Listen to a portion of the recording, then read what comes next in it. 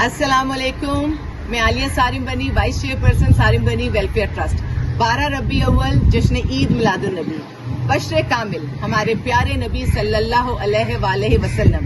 आज उनके अस्वा हसना से हम छोटी सी बात सीखते हैं। आप सल्लल्लाहु अलैहि वसल्लम के चेहरे पर हमेशा मुस्कुराहट होती थी, सलाम करने में पहल करते थे, सहाबा कराम से मुसाफा करने में पहल करते थे।